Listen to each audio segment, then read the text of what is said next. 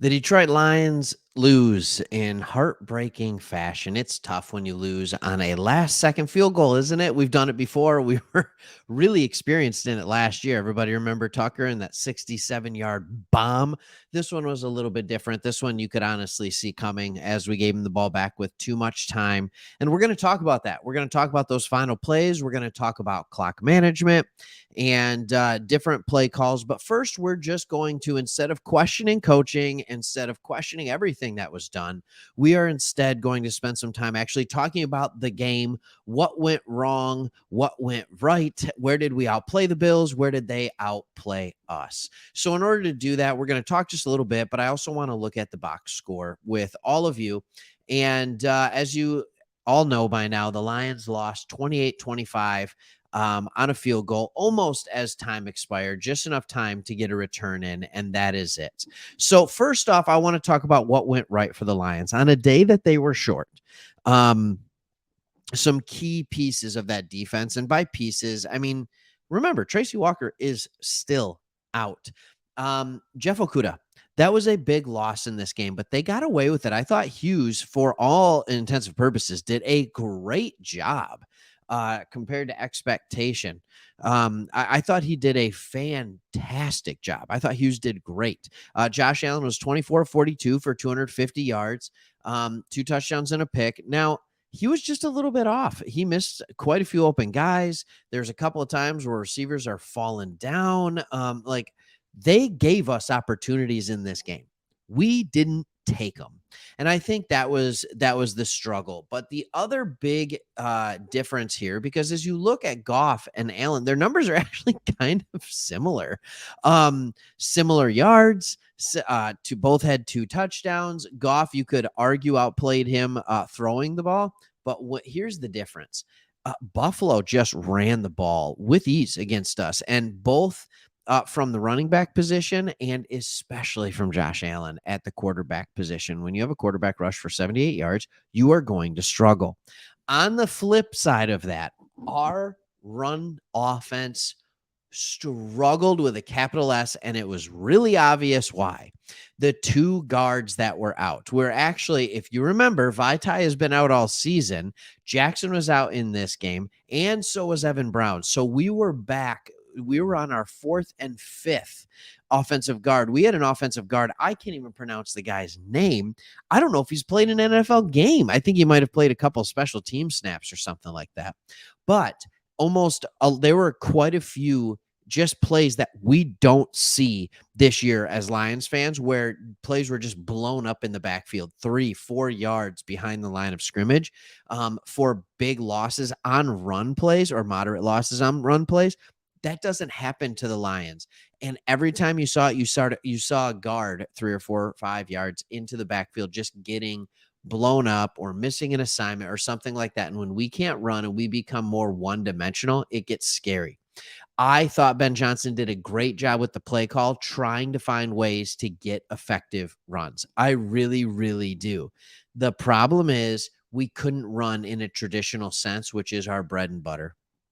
Amon-Ra St. Brown was fantastic. He was really, really good. Diggs was held in check until the 4th quarter, where he came up big. Shout out to Alex Anzalone. And Rodriguez actually is the one who helped him get that interception.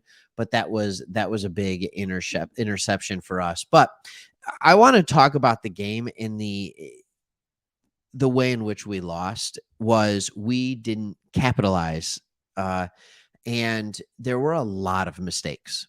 When the Bills start out the second half, interception, punt, punt, punt. Dan Campbell at halftime said, we need 1 turnover. We need the defense to create a turnover. And as he was coming out for the second half, and we need 2 third down stops. In the first 4 drives, they got a turnover and 3 stops. And he thought 3 turnover and 3 stops, that equals 4, right?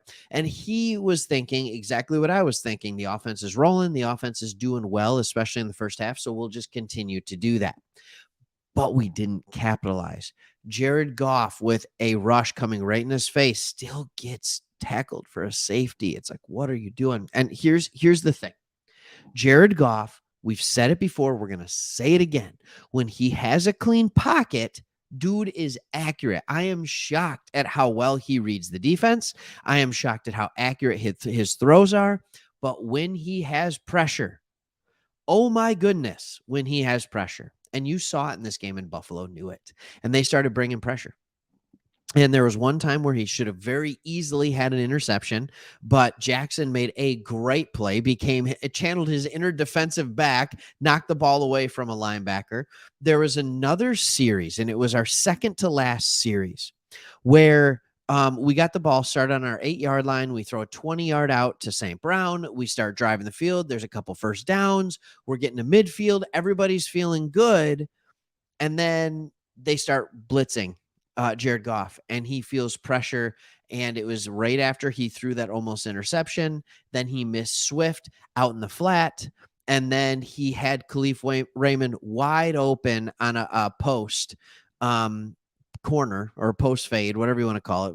And he had him open, but had just not even a lot of pressure, a little pressure in his face, overthrew him. I understand it's not an easy throw. It's 25, 30 yards downfield. I get that. But he just didn't quite make the plays when he needed to. I do think Goff played well in this game, but his weaknesses were on full display in the fourth quarter. They were. In the third quarter, they were. And we can't argue against that. And I know people are like, you're always blaming Goff. No, it's not that.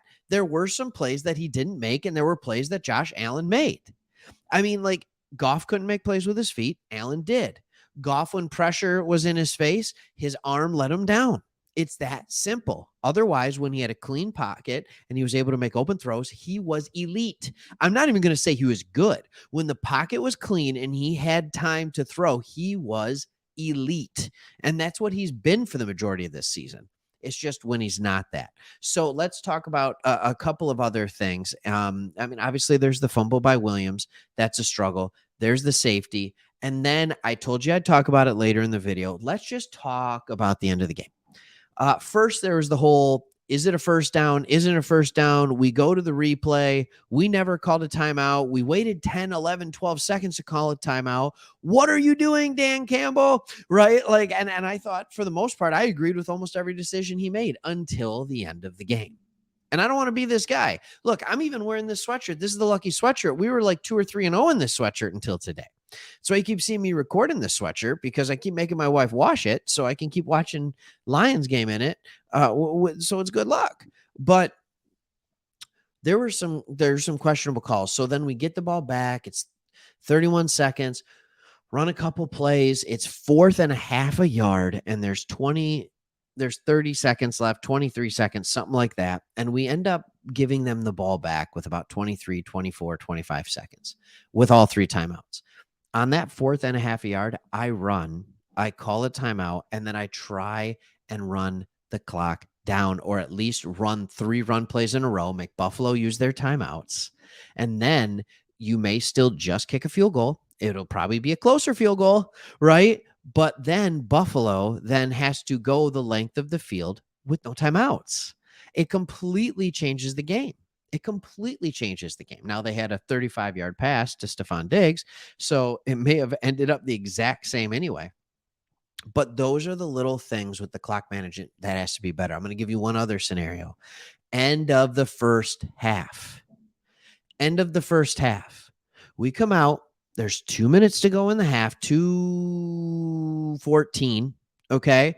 And the clock's running down. We can just run it down, run the clock down to the 2-minute warning, and then run a few plays after the 2-minute warning. We're down in the red zone.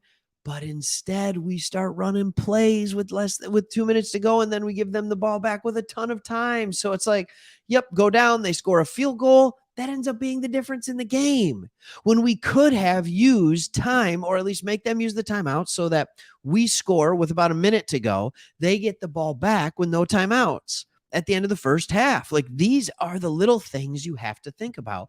And I just find myself yelling at the TV screen because we're playing good enough to win, but we're losing some of those situational things. And I think I've seen it in the past, and Dan Campbell's doing a better job. And it's year two.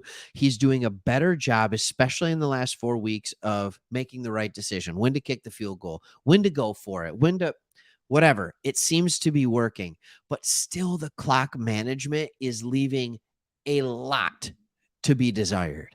So maybe it's time to start thinking about having a guy in his ear, a guy next to him that's a clock management guy that is willing to talk about situational football, when to call a timeout, when not to, that is there ready to do it. I think that's something Lions could do, and I think they could greatly benefit from, because I think these guys, they're responding to Dan Campbell. The team is playing well. And so even when everybody seems to be hurt, they're still doing well. So I'm still encouraged. We're 4-7. Playoffs seem impossible. If we won that game, playoffs felt like, do we have a chance? But losing that game, it feels like we almost have, we have to win out. And so we'd have to win 6 in a row. That doesn't seem possible, but at least now we're getting a competitive team on the field against good competition, against bad competition, anywhere in between. We're doing well. Still fun, still exciting to watch Lions football. Hope you keep watching in. We'll talk more about this game. We'll preview the next one. We got the Jags next. I'll be at the game. My wife and I are going, so we're excited. But we will be talking to you guys about this more, breaking it down. What went wrong? What went right? And what can the Lions do to get a W next weekend? All right, guys. See you on the next one. Happy Thanksgiving. See you.